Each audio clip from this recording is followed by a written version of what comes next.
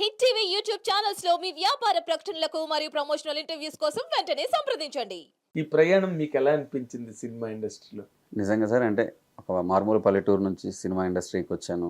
వచ్చిన అనతి కాలంలోనే అతిరథ మహారాజులు అందరూ హక్కును చేర్చుకొని కళామ తల్లి తన స్తన్యం ఇచ్చి నన్ను ఇక్కడ దాకా తీసుకొచ్చింది అంటే ఖచ్చితంగా అది నా పూర్వజన్మ సుకృతం అని నేను ఖచ్చితంగా నమ్ముతాను. ఏదో ఒక ఇంటర్వ్యూలో కోట శ్రీనివాసరావు గారు కూడా చెప్పారు, మన దగ్గర గుమ్మడికాయ అంత టాలెంట్ ఉంటే కాదు ఆవగించంత అదృష్టం ఉండాలి అని చెప్పేసి.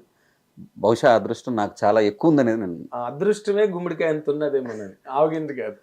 ఎస్ సార్, ఖచ్చితంగా నేను అనుకుంటాను సార్. అంటే ఎవరికి కూడా సార్ విజయం సాధించాలన్న సంకల్పమే ప్రతి మనిషిలోనూ ఉంటుంది సార్.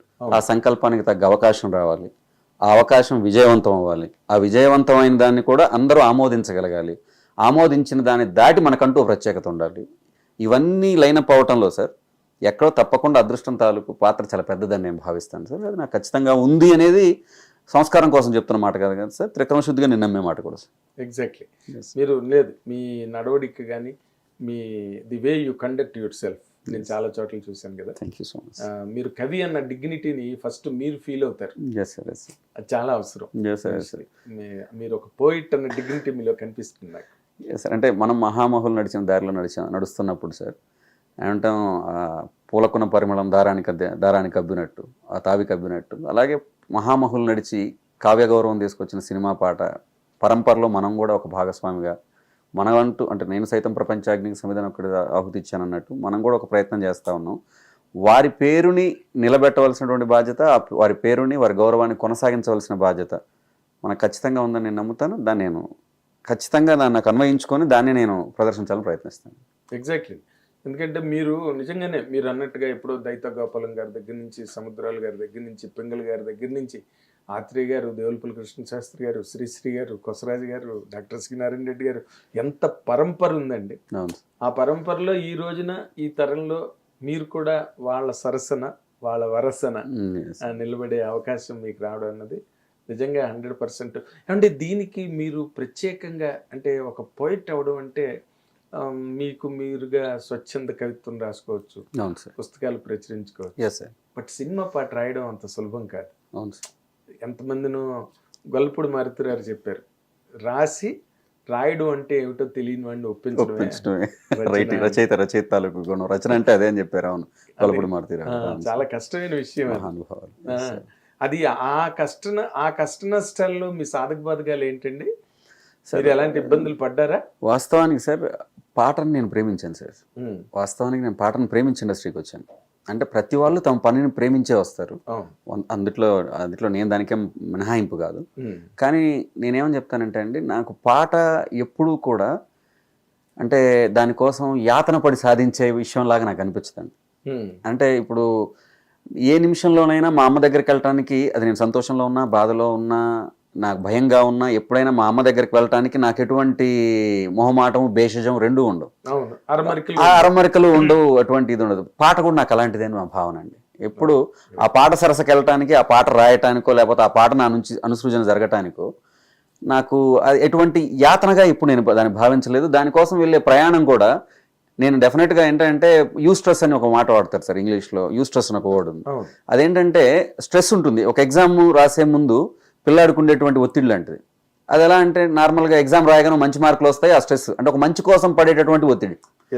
అలాంటి యూ స్ట్రెస్సే ఫీల్ అయ్యాను తప్ప నేను జనరల్గా ఈ పాటల ప్రయాణంలో కూడా కళామ తల్లి తాలూకు దయ వల్ల కావచ్చు, నా చుట్టూ ఉన్న మనుషుల తాలూకు గొప్పతనం, సంస్కారం వల్ల కావచ్చు, పాట నన్ను ఏ రోజు కూడా అంటే పాట భుజాలకి నేను ఊరేగానేమోనని నా భావన అండి. ఎప్పుడు నా భుజాలకి పాట ఊరేగిందని నేను ఎప్పుడు భావించలేదు. అదేలేండి. అంటే బట్ ఇనీషియల్గా ఒక పోయిట్ ఆల్రెడీ ఎస్టాబ్లిష్డ్ రైటర్స్ ఉంటారు, వాడు పడికట్టుకి సినిమా పరిశ్రమ కూడా అలవాటు పడి ఉంటుంది. ఒక శాస్త్రి గారు అయితే ఇలా రాస్తారు, ఒక వెయిటర్ గారు, కాబట్టి వాళ్ళు టేక్ ఇట్ ఫర్ గ్రాంటెడ్ లాగా ఉంటారు. ఒక కొత్త రచయిత, గీత రచయిత పెన్ను పట్టుకుని ఇండస్ట్రీకి వచ్చినప్పుడు అంత ఈజీ కాదు ఓపెనింగ్స్ రావడం.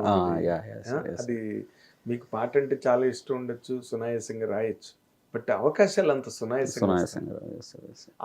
ఆ దశ గురించి కనుక మీరు ఆలోచించుకుంటే ఒక్కసారి పెన్ పట్టుకుని మీరు ప్రతి ఆఫీస్కి తిరుగుతున్న సందర్భాలు తలుచుకుంటే ఏమనిపిస్తుంది? ఇవాళ ఈ రోజుకి చాలా సార్ అంటే ఏమనిపిస్తుంది అంటే, ఆ రోజు నాకు ఏ రోజు కూడా నాకు ఒక అవకాశం రాదన్నటువంటి అనుమానం కించిత్ కూడా ఏ రోజు లేదు సార్ నాకు. అది నా మొదటి నుంచి ఈ పనే కాదు సార్, నేను ఏ పని చేస్తున్న రోజుల్లో కూడా నాకు ఎప్పుడు ఆత్మవిశ్వాసం మెండే. నేను ఎప్పుడూ అంటే నేనేమంటానంటే, నేను తలంచుకున్న ఆకాశం తెత్తులో ఉంటానని నమ్ముతాను నేను నమ్మే మనిషిని. ఎందుకనంటే వ్యక్తిత్వంగా కానీ, సంకల్పంగా కానీ, ప్రయత్నంగా కానీ, దానికోసం చేసేటువంటి సాధన పరంగా కానీ ఎప్పుడు నేను అత్యున్నతంగానే ప్రయత్నిస్తాను. సో దానివల్ల నేను సినిమా ఇండస్ట్రీకి వచ్చిన మొదటి రోజుల్లో కూడా ఒక రోజు లేటుగా రావచ్చు అవకాశం ఏమో కానీ అవకాశం ఖచ్చితంగా వస్తుందని నమ్మాను నేను. అండ్ అదృష్టం కొద్దీ ఏంటంటే సార్, నేను తట్టిన ప్రతి తలుపు వెనకాల సంస్కారం ఉంది. ఆ తలుపు సంస్కారం తీసింది కాబట్టి చాలా సులభంగా రాగలిగాను అనేది నా భావన. కానీ మొట్టమొదట మీరు మణిశర్మ గారి దగ్గరికి కదా వెళ్ళారు? మొట్టమొదట నేను సినిమా ఇండస్ట్రీకి వచ్చిన మా టైంలో మణిశర్మ గారి దగ్గరికి నేను వెళ్ళడం జరిగింది. వారు నన్ను అప్పటికి వారు ఉన్నటువంటి దాంట్లో, అంటే ఒక పెద్ద సంగీత దర్శకులు ఎంత మనల్ని ఒక కొత్త రైటర్ వచ్చినప్పుడు చెప్పే చిన్న మాట కూడా చాలా పెద్ద ఆత్మవిశ్వాసాన్ని ఇస్తుంది సార్. చెప్పే చిన్న మాట కూడా దాన్ని ఆ టైంలో నేను వారు నాకు పాట ఇవ్వకపోవటం కాదు, ఇస్తానన్న ఒక మాట ఉంటుంది చూసారా సార్, అది కోటి ఏనుగుల బలాన్ని మనకు తీసుకొచ్చేస్తారు, కొండంత బలం మనకు తీసుకొచ్చేస్తారు సార్. మిమ్మల్ని అశ్విని దత్ గారే తీసుకెళ్లారని విన్నాను. Yes sir, yes sir. నేను సినిమా ఇండస్ట్రీకి మొదటిసారి వచ్చినప్పుడు ఆ సమయంలో అశ్విని దత్ గారి దగ్గరికి వెళ్ళటం, అంటే నాకు ఎవరూ తెలియదు సార్, నాకు సినిమా ఇండస్ట్రీలో నాకు అప్పటికి ఎవరూ తెలియని టైంలో ఏంటంటే అశ్విని దత్ గారిని కలవటం, అశ్విని దత్ గారి దగ్గరికి వెళ్ళి అశ్విని దత్ గారిని కలవటం, అంటే ఎక్కడో మా ఇంట్లో కానీ మా చుట్టూ ఉన్నటువంటి మా బంధువుల్లో కానీ అశ్విని దత్ గారి గురించి చర్చ ఎప్పుడు ఉంటుంది. ఎందుకంటే మాకు కొంత దూరపు బంధువులు కూడా అవుతారు వారు, అందువల్ల వారి గురించి అందరికీ బంధువే కాబట్టి కవులకి, రచయితలకి, గాయకులకి, దర్శకులకి, కళాకారులకి అందరికీ బంధువులు, వారి తాలూకు ఇది ఉంటే వారిని తీసుకెళ్లి మన మణిశర్మ గారికి పరిచయం చేయటం. ఆ తర్వాత అక్కడి నుంచి మణిశర్మ గారిని కలవటం, అక్కడి నుంచి సినిమా ఇండస్ట్రీలో అంటే నాకు మొదటి రోజుల్లో మంచి అవకాశాలు ఇచ్చిన వ్యక్తి మాత్రం భోలే షావళి గారు sir, music director Bhole Shavali గారు. భోలే షావళి గారు నన్ను అంతకుముందు కూడా నన్ను ఎక్కడో నేను సినిమా ఇండస్ట్రీకి రాక మునుపు కూడా నేను ఎక్కడో ఒక సినిమా స్కూల్ నడుపుతూ ఉండేవాడిని సార్. అప్పుడు నేను ఆ స్కూల్ నడుపుతూ ఉన్నప్పుడు అప్పుడు గవర్నమెంట్ జాబ్ ఉండేది నాకు, గవర్నమెంట్ జాబ్ చేస్తూ స్కూల్ నడుపుతూ ఉండేవాడిని. నాకు విద్య అంటే ప్రత్యేకమైనటువంటి ఇష్టం కాబట్టి స్కూల్ నడుపుతూ ఉండేవాడిని. ఆ స్కూల్కి వారు చీఫ్ గెస్ట్గా వచ్చున్నారు, భోలే షావళి గారు. వచ్చి వారు నేను రాసిన కవిత్వం, సాహిత్యం చూసి మీరు ఇండస్ట్రీకి రావాలని పిలిచి ఆ తర్వాత నన్ను చాలా ప్రోత్సహించారు.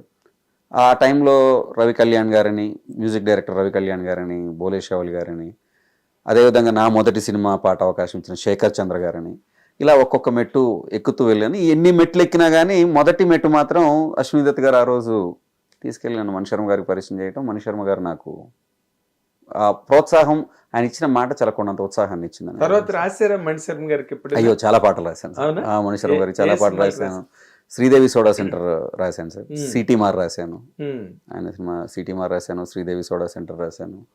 ఆ తర్వాత S5 No Exit అని చెప్పేసి నేను మొదటిసారి మాటల రచయితగా పాటల రచయితగా పనిచేసిన సినిమా S5 No Exit అని రాశాను. ఇంకా బలమే బడు అని ఒక మంచి సినిమా రాశాను. ఇలా చాలా ఆచార్య రాశాను అన్న చిరంజీవి గారి సినిమా ఆచార్య రాశాను. ఆచార్య కూడా రాసే అవకాశం కలిగించారు. అదే మెట్లు ఎక్కి చిరంజీవి సమున్నతమైనటువంటి ఎక్కుతూ నిజంగా సినిమా ఇండస్ట్రీలో ప్రతి రచయిత ఎప్పుడు కూడా అగ్ర హీరోలకి పాట రాయాలనుకుంటారు, అందులో మెగాస్టార్కి పాట రాయాలని ప్రతి రచయిత, ప్రతి technician, for that matter for any technician Telugu, అంటే మన తెలుగు రాష్ట్ర ప్రజల్లో నుంచి ఎవరైనా ఒక అతను బయలుదేరి నేను సినిమా ఇండస్ట్రీకి వెళ్ళాలి అనుకున్నాడంటే డెఫినెట్గా తన తాలూకు గమ్యంలో మాత్రం చిరంజీవి గారు ఉంటారు.